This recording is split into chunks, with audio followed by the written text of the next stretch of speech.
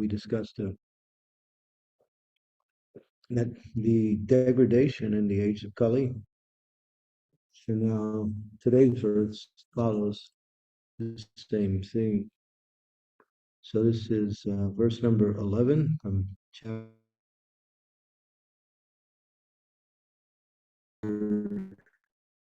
6 of Canto 5. Prose, the prose we don't chant responsibly. There is a way to do that, but we haven't, we don't usually follow that in our system. So we'll go word for word. Please repeat. Te, those people not following the Vedic principles. Cha, and he certainly. Avatanaya, deviating from the eternal principles of Vedic religion. Nijalokayatraya, by a practice arrived at their own mental concoction. Andha paramaya, that's wrong. Andha paramparaya, by a disciplic succession of blind, ignorant people. Asvata, being encouraged. Tamasi,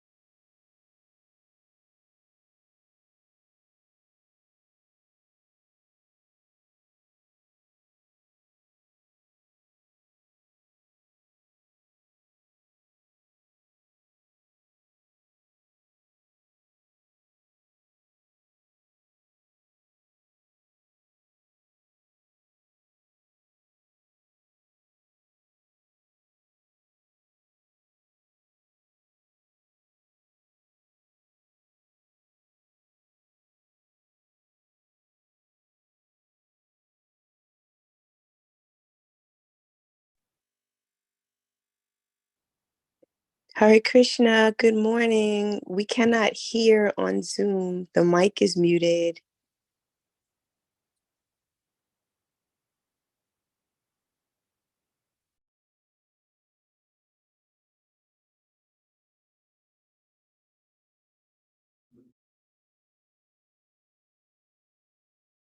Is that better?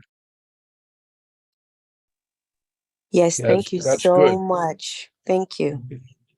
Thank you for reading this. Okay, so and here it says that one of the incarnations of the Lord is Rishabdev. Rishabdev didn't also follow many of the standard rules that would be given by people, but he is God. Teja Rajo Sire, there's a statement in the scriptures. One should not imitate powerful persons, like people like to imitate Krishna lifting Govardhan Hill by saying, well, he also danced with um, so many ladies, so why not? If that's what God actually, then it's okay. That's fashionable in human society. Lord Shiva, he, but then he also drank an ocean of poison. So they say if you want to imitate Lord Shiva, then drink an ocean of poison. He said if you want to imitate Lord Krishna's rasa dance, then lift Govardhan Hill. But it becomes just like they also say Lord Ram ate meat. There's some statement with of the devotees who so-called followers of Ram. They say he also, well, he's the supreme personality of God. He can eat the whole world. What to speak about? It's something small.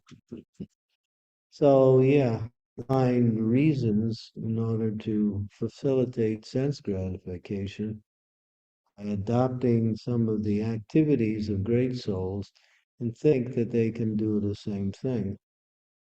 And therefore, generally, great souls, even the Supreme Personality of Godhead, follows certain rules and regulations in order to teach society. But then there are other cases, just like Krishna married 16,108 wives. Prabhupada said too, if you can maintain them, well, who can maintain? You can, nowadays, so Prabhupada was talking about,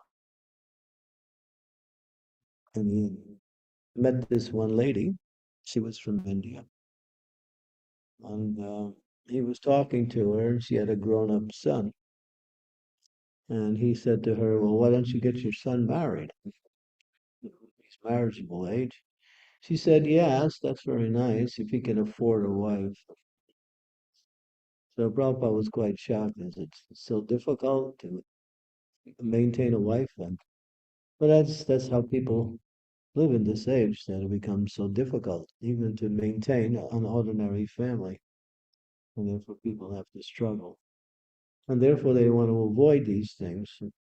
Just like I see even within our society, people don't want to get married anymore. I travel around a lot, and there's so many ladies, they're in their 30s, and even though they're in their 30s, they still are very, very selective of who they get married to. Of course, they're cautious. And the women, some of the ladies, they come to me, what am I going to do? My daughter can't find a husband. I said, well, I'll pray. I'll see if I can send some along. So then while I do that, and yeah, I did that with in one situation. A very nice boy, extremely first class. And the girl was looking for a husband. See, their natures were similar. And no, don't like him. Okay, good luck. So it goes on like that. So it's just so much we have to that is so topsy-turvy. And because people don't follow either religious principles or proper authority, and they just to maintain themselves. And this is Kali Yuga. Here, Rishabdev what did he do? I mean, he passed urine and stool and he rolled in it. But as Prabhupada said, but his urine and stool was so fragrant that it was throughout the whole forest. It was a very aromatic, aroma. So Prabhupada said, if you can do that too, you can also fly. But no one can do that. So they try to see that these are the activities of the Lord or some great soul, imitate, or they want to criticize either one. This is how it looks like. But Rishabdev, he taught in the principles of devotion to the Lord in the mood of renunciation. So in the previous chapter, the instructions of Rishabdev were there. Nayan deho deho bhajan nirloke, kastan kama arati vid bhujanje, tapo divyam putra gadena sadvam, brahma sokyam tvan. He gives the formula that actually a human life is not meant to work hard, and he uses the example of hogs.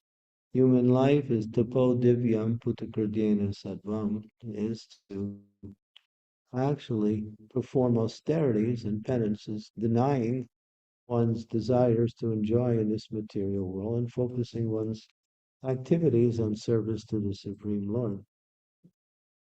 But today, people work a lot just to make money. Where Prabhupada explains that, working is for animals. So devotees don't work. They actually perform work which looks like work, but it's actually service to the Supreme. But we also find that people want to increase their material arrangements nicely, and so they continue to work for the for the secular society to accumulate money and have some nice material situation, which is temporary, not guaranteed to give happiness, and also, will leave one in due course of time. So, therefore, Rishabh's point is the austerity is to take up devotional service. And of course, chant the holy names of the Lord. And as he goes on, he makes it pretty strong. He says, don't become a mother, don't become a father, don't become a guru, don't become a teacher unless you can deliver your disciples, students, children from the cycle of birth and death. So he makes it very clear that this is a great responsibility to take a position of leadership where one has to uh, manage or organize and take responsibility for another person's life. That's a very solemn and very grave responsibility, leadership. And nowadays, people want leadership in order to get some followers, to get some pecuniary benefits, to get something, or to be in a position to feel good about the position, whatever. But leadership is really a responsibility to those who you're leading. That's why we see in today's society, and Prabhupada talks about this a lot, the leaders in our society do not represent the people. They represent a small vested interest for material gain and power and facilities to exploit and control. And therefore, people are not, because of the leaders in today's world, people are suffering. They don't have the responsibility. When King Yudhisthira actually, after he took the throne, after the Pandavas were victorious in the Battle of Kurukshetra, he opened up his door to anyone and anyone that wanted to speak to him. He made it a policy. Anyone can come, whatever your concern is, even if you would like to speak a little about some of the things of your life, you can come. In other words, he wanted to be a citizen within the state and give them a chance to develop a relationship, because the relationship between a leader and a follower in the state is similar, almost synonymous with the relationship between a parent and the children. And it's the same mood that the leaders make sure that the people that they're leading get everything they need to live nicely and also practice at least one form of spiritual practice. It's not that they are sectarian and you have to follow this particular way. No, as long as you're following a bona fide religious tradition, then you're rightly situated, and therefore that's facilitated by leadership and encouraged also. Prabhupada also makes that point. One of the responsibilities of the leader is to make sure everyone is following some form of religious practice. And nowadays, people don't want to follow anything. And if you were to make a law for that, people would reject that. So this is Kali Yuga. No one knows what's right or what's not right. People just do whatever they want, whenever they want. Here, when we were reading in the previous verse, in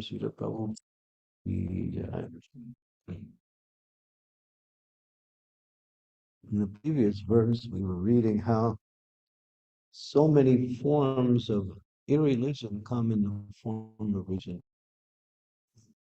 Uh, and even here now, even nowadays, they have their different names of the Lord. They they make up some names and they call them something. Um, and or that even many people who follow some form of concocted religion don't even have any conception of what is God or what is the position of God or actually what is one's position in relationship to God. That's why in this age, we have to really read Srila Prabhupada's preaching books as the foundation for eternal religious principles. This is very important for devotees who are in the ISKCON movement, and of course in general, is to carefully understand what Srila Prabhupada wanted, make programs to discuss how those things can be implemented, and work towards and developing as a program within the society. One of the things that Prabhupada wanted, and this is the things that I've been speaking about in the last few months, is sufficient farm communities. This was Prabhupada's last emphasize before he left the planet. He said 50% of my mission is unfulfilled. I haven't developed Varnashram. And he said Varnashram can only be done within the farm communities, therefore. And he outlined a very practical program. He said, he said, especially for grihastas, particular for grihastas, those who live with families and children, they need this stable environment where they can fulfill their needs and at the same time raise their children. So Prabhupada saw that the cities would gradually deteriorate, be a place for actually developing a lifestyle that is conducive to Krishna consciousness. There would be too many disturbances, many anomalies, travel problems. Of course, cities in many places are just bastions of crime and just economic development. Prabhupada said, Bill, you make these farms. Of course, Gita Nagari is moving in that direction in a very wonderful way. Yeah. And the first thing he said was agriculture. Grow your own food. You grow your own food, making and have enough for everyone, and make more even beyond that, so you can take care of the animals. By which you can, he said, whatever the human beings don't take, the animals you solve when you solve your food problem then you solve most of the problems in life because that's the basics staple for the development of the human culture as a regular and healthy food supply. Prabhupada said, whatever you grow on your farms, he said 100 times more nutritious than what you buy in the stores. So yeah, because devotees don't follow the normal way of how agriculture. They know what is actually beneficial. The secular world has their own ideas on how to preserve food, and they use pesticides, preservatives, and various types of chemicals in order to grow food and at the same time preserve food once it's done. You take some milk from the cows that are here on the farm and you put it in the refrigerator. Some milk from store and put do the same thing, same refrigerator. You'll find that the longevity of the food from the stores is at least 5 times longer. You can buy milk from the stores, put it in a refrigerator, it'll last you like 2 weeks or sometimes even more. Why? Because it's full of chemicals. That's why. It's because of the various things. So health is also a very essential part of existence, and this type of lifestyle is conducive to health, simple living, and not because noise, pollution, various types of distractions that come by Western economic development really deteriorates the quality of life and at the same time shortens the quality of life. That's why it says in Kali Yuga, four things are destroyed in this age. One, memory, reduced. Longevity of life, reduced. Mercifulness, reduced. Bodily strength, reduced. Because of the effects of this age. So therefore, Prabhupada, he says, in order to propagate Krishna consciousness, we need to continue to develop a lifestyle that is similar to what Krishna lived. Simple living, always Krishna consciousness. So this environment is here, is ideal, and it's for the rest of the society and world. But still, we have to develop it more and more and more and more. As agriculture becomes the foundation, then everything becomes wonderful. When you can be 100% self-sufficiency on the food you grow. And milk, of course, Prabhupada explains that milk is the miracle food. Milk to have finer brain tissues, which are necessary in order for persons to understand deeply spiritual topics. It says it nourishes finer brain tissues. So yeah, cows, and of course, I've been giving this class quite often in a very detailed way. And in response to my class, people have been coming up with a lot of personal examples of what are the benefits of living with cows. And I found this is something really amazing. That in India, many times people would keep a cow, would be just like people in this Western side, they keep a dog. The dog is a part of the family. But in Vedic culture, also in Indian culture, people would keep cows. And cow would be just like a family member. They would take care of it. And the cow would provide cow dung for cooking, would provide milk for nutrition.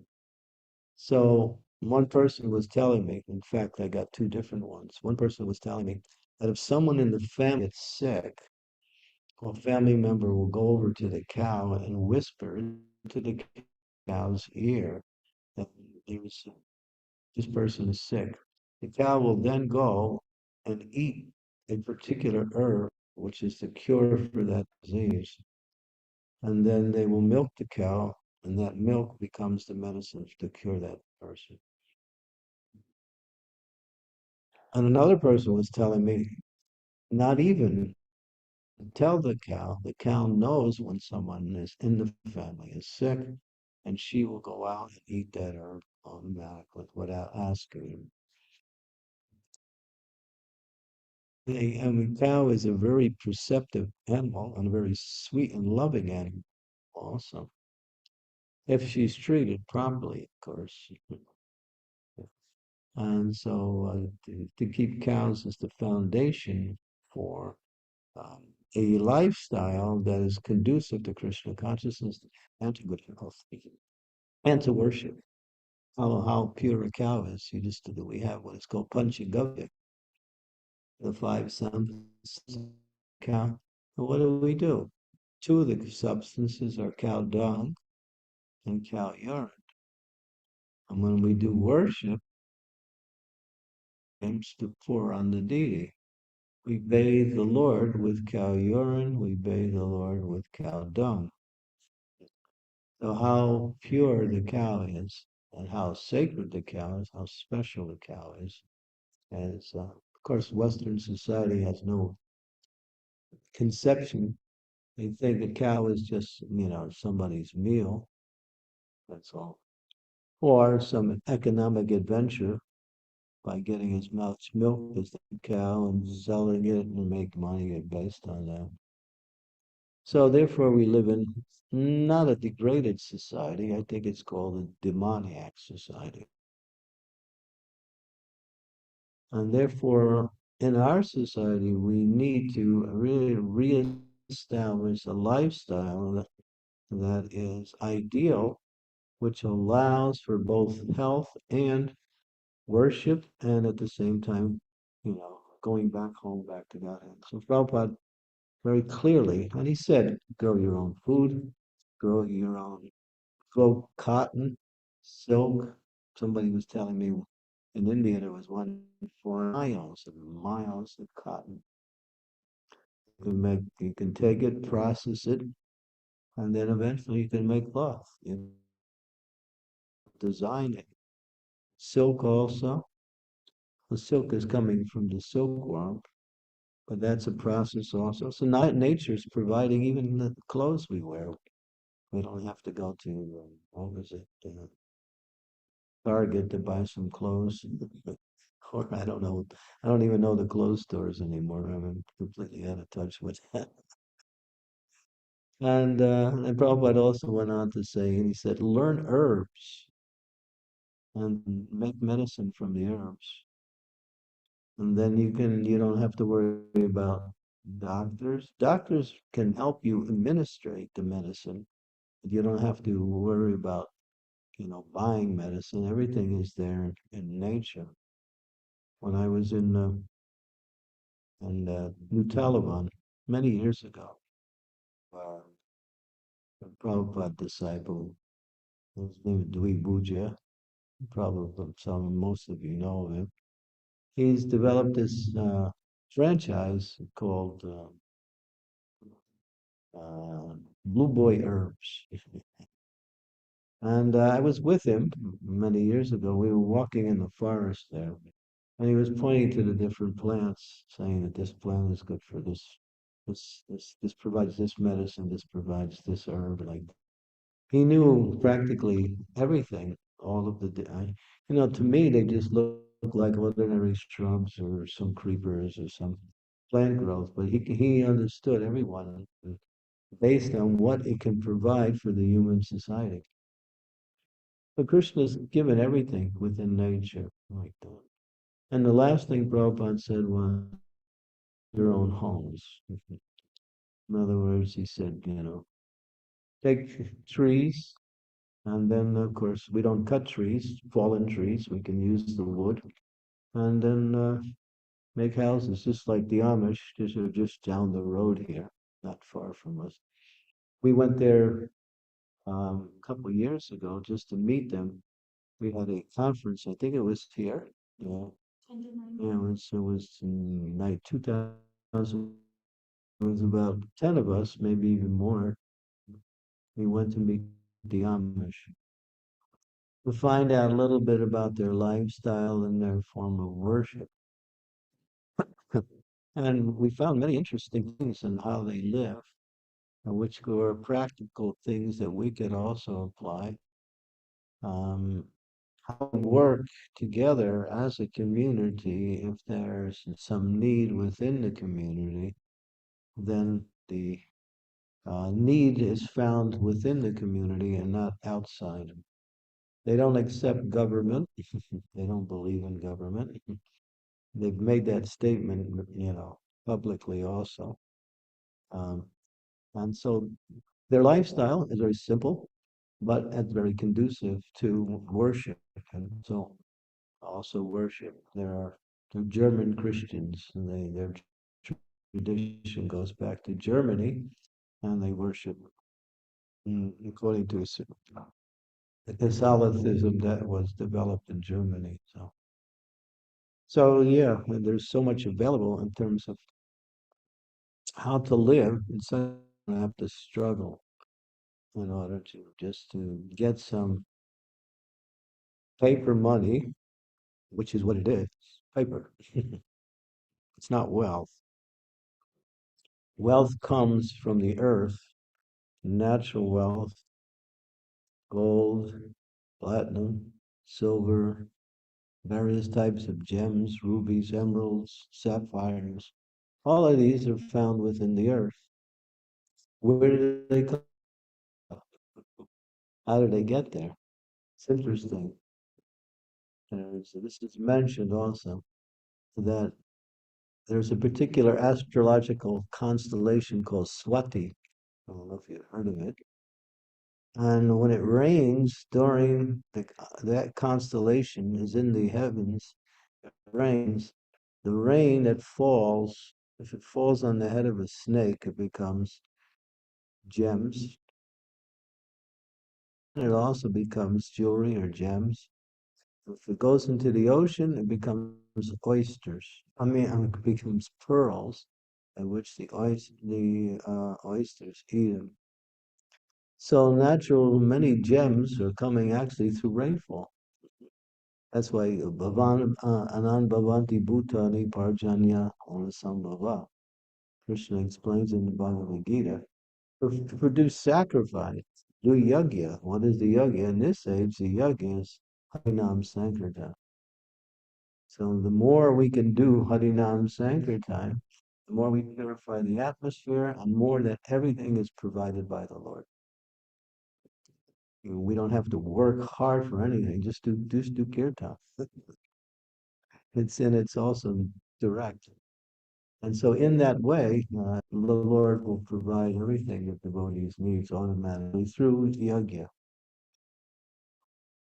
Uh, so life is quite simple, but material society, especially in Kali Yuga, complicated everything and made it so difficult. Okay, so we have maybe about 10, no more than 10 minutes. Any comments, questions, Rishabh, simple living?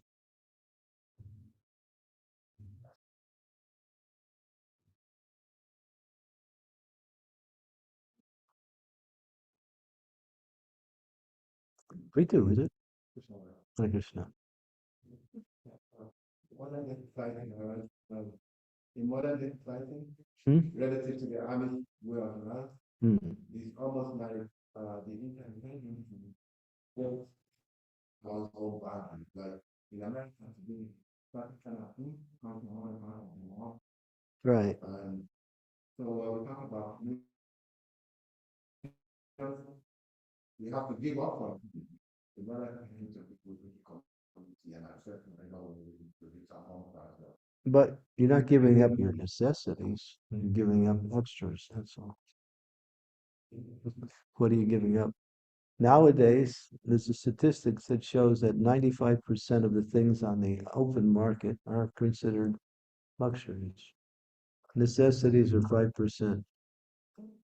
And this is a change from the last 180 years, where it was the other way around, where necessities, what are necessities? Food, clothing, education,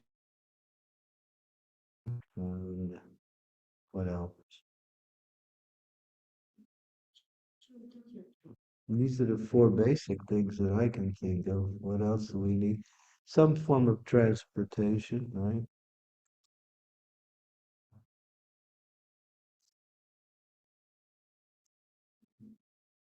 And then Krishna consciousness is where we find our happiness, we find our fulfillment, not in having so many things which we can't even keep, we can't even maintain, we just pile it up.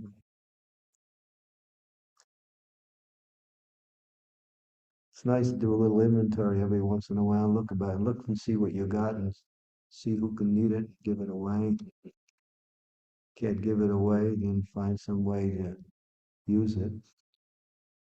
Yeah, we have so much in our society today that is just extra.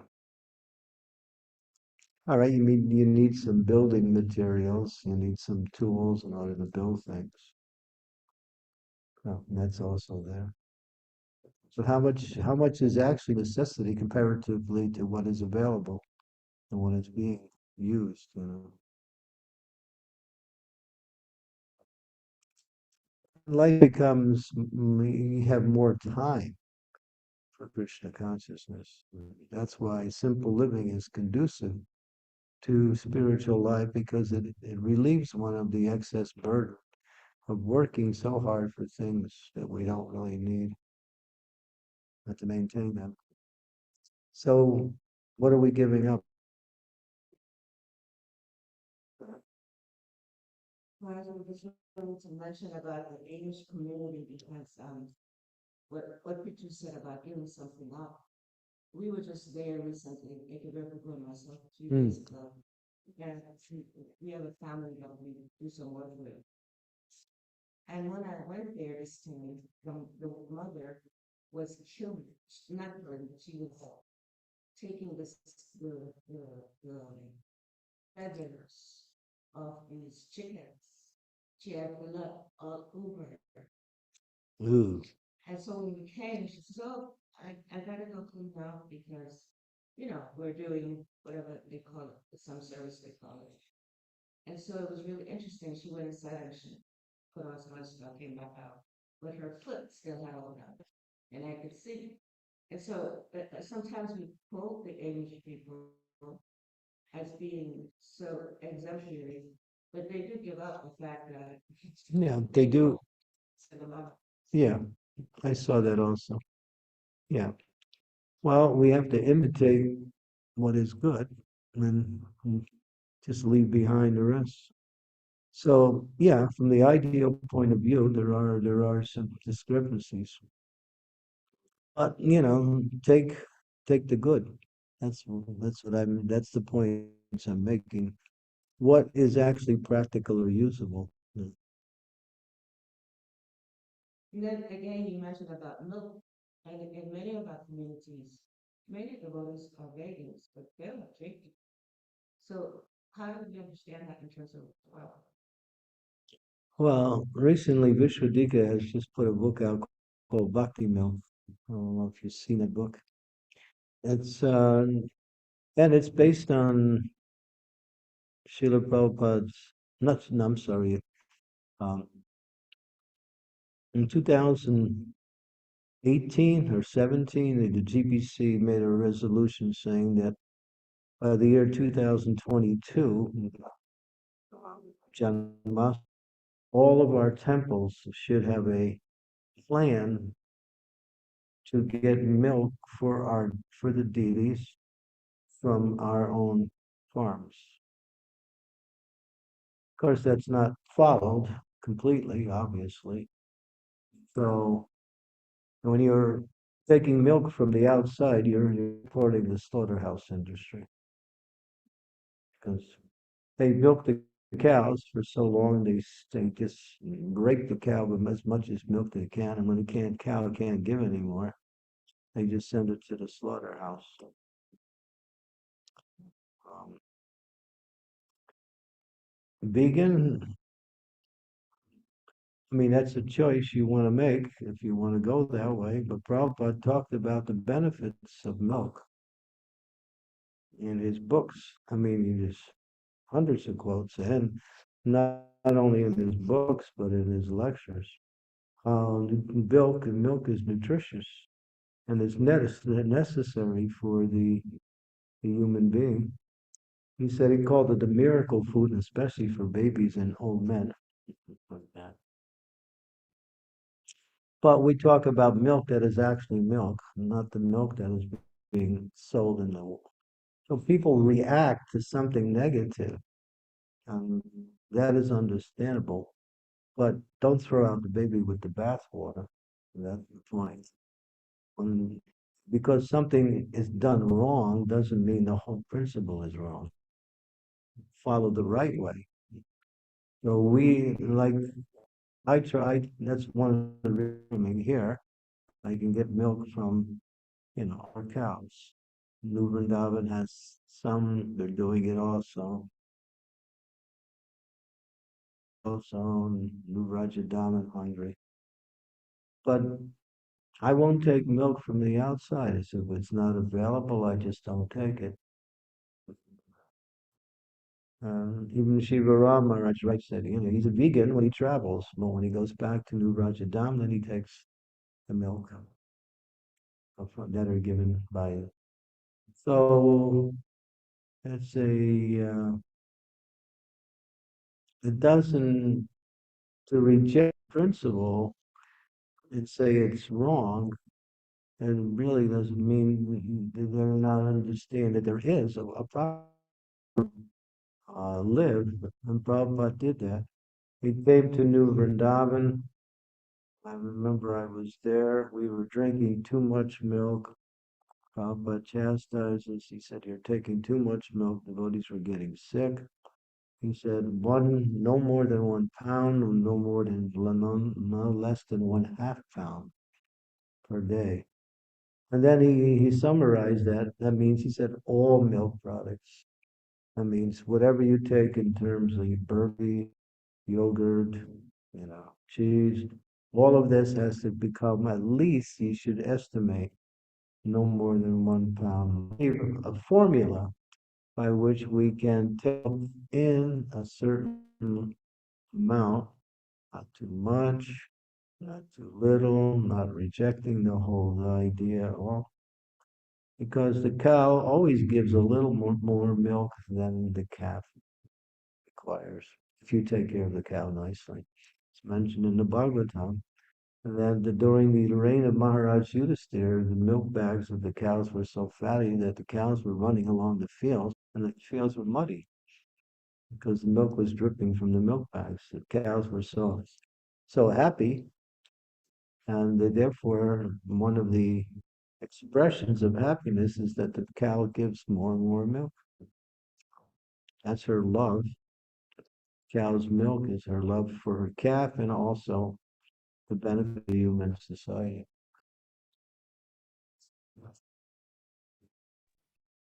Can I ask a So question? we have a question coming. I do. Um, I don't mean to be defiant, but your approach to just do Harinam and live a simple life seems a little simplistic, because here on the farm we can see that taking care of the cows, uh, just to grow hay for them, to take care of their health, is a full-time job for many, and everybody's working around it, and the farm also has necessities, even just to connect with each other. We need internet, so we need paved roads, we need a structure to grow food, which is a lot of work for the gardens. So how seems like your approach, even though it may be Vedic, is a little simplistic. How do we put the two things But it's together? foundational. You can build on the foundation and see what else we require. I'm just talking about the lifestyle that is conducive both to health and to the execution of Krishna consciousness. whatever else is needed can also be generated through community. Without community, these things won't develop. And community has to be focused on both worship and working together to provide the needs for the community. And that is everyone plays their role within that. I'm talking from the ideal platform. That's all. I'm not saying that it's that I'm not neglecting the other aspects. I'm just giving the foundation by which things can develop. And there are developing also. It's working in certain places, depending on where you go.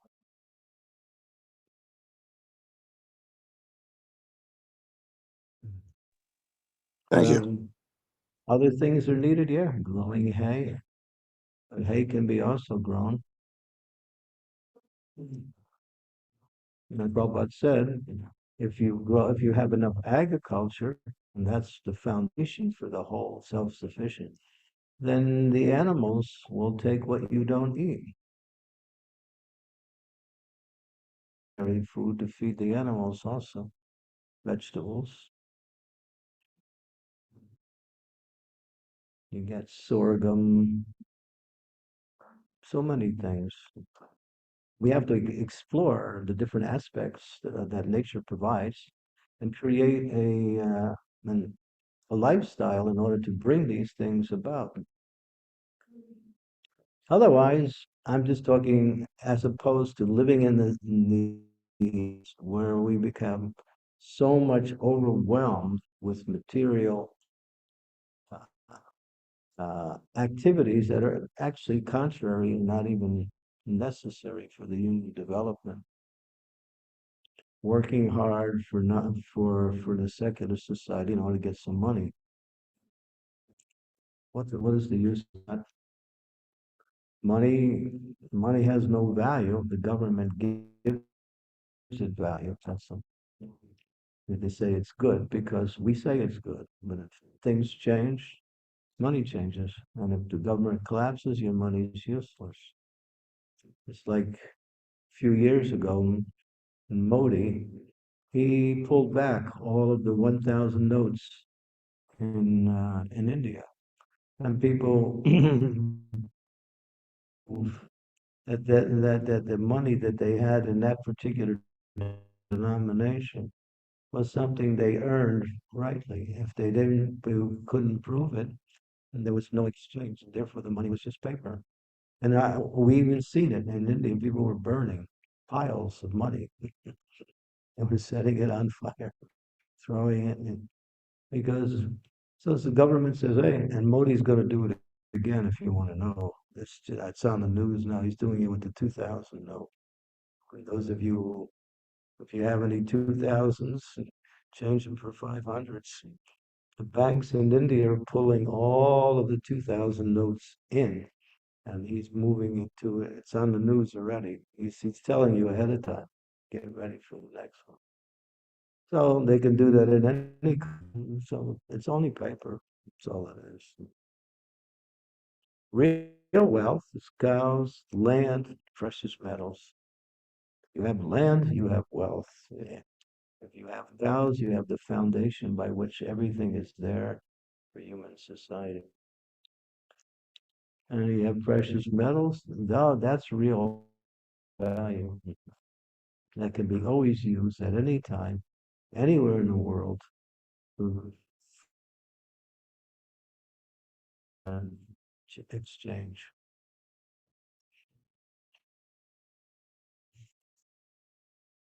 What I'm saying is none of the things I'm making up. This is everything that's being said by our acharyas and also by those who practically understand a lifestyle that is conducive to good health and to practice of spiritual life. A lot of times devotees come to me time. Maharaj, how do I balance my material life with my spiritual life? It's a question I get all the time. from different places. And I always say, wherever you emphasize, that will grow. If you emphasize your spiritual life, that will develop. If you emphasize your material responsibilities, that will develop. So then I explained that the foundation for the living being's existence is spiritual. Put that first in a supportive way. In other words, your material responsibilities should be supportive of your spiritual practice and not contrary.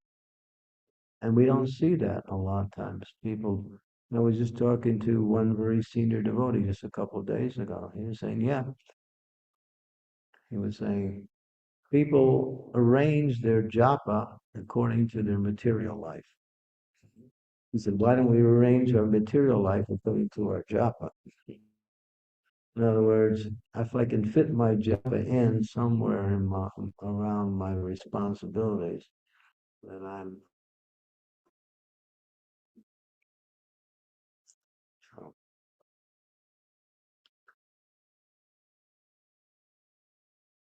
How are we doing on time? Do you want to have Guru Puja now, or do you want to wait till the deities open?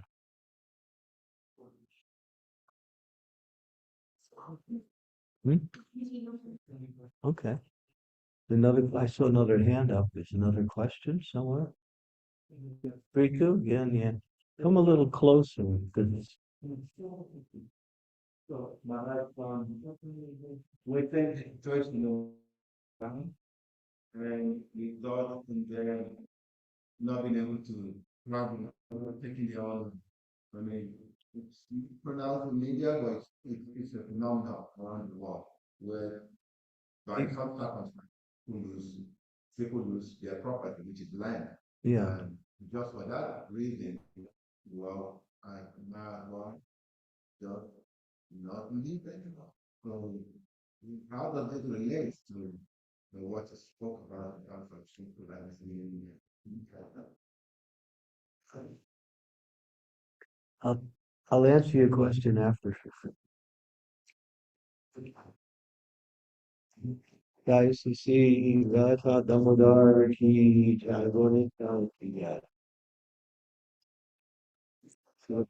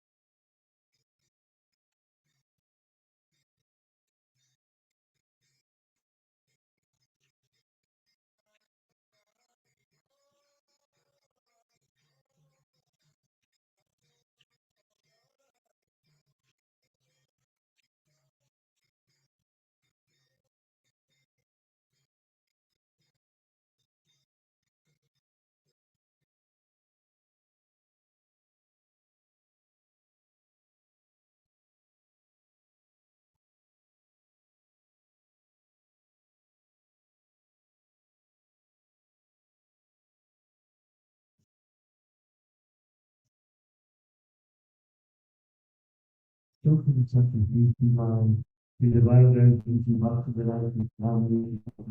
Then, want to go to Vaishnava Gita, Namachan, Haridas, Tattva Gita, he looks at us and like to give you a papa, that's from the most several songs. Thanks to the whole of yourself, yeah, she had learned that our father, Sivasari Bor, Bhaktivinoda Gita, Iti Radha, Krishna, Bhaktivinoda Radical given over that Gita, Gita, Gita, they're going to pour down Gita, Gita, Gita, Gita, Bhakti Gita, Samudri Gita, Gita, Sri Radha Damodara Sakti Gita, Sri Radha Damodara Lita Vishaka Gita, Sri Gaura Kali Gita, and now the Gita Gita, Gaura Gita. Learn to yourself, roti, learn to yourself, roti is all, roti, learn to you. Yeah.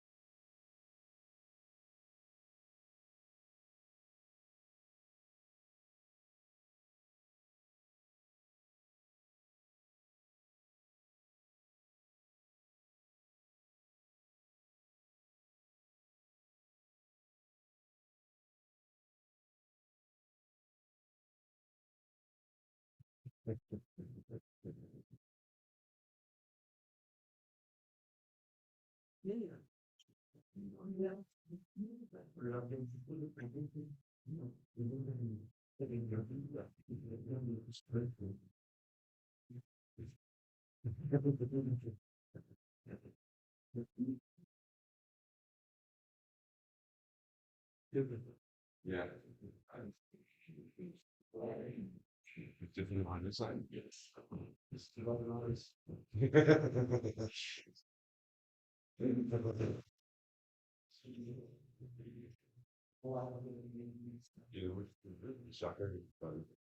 Yeah.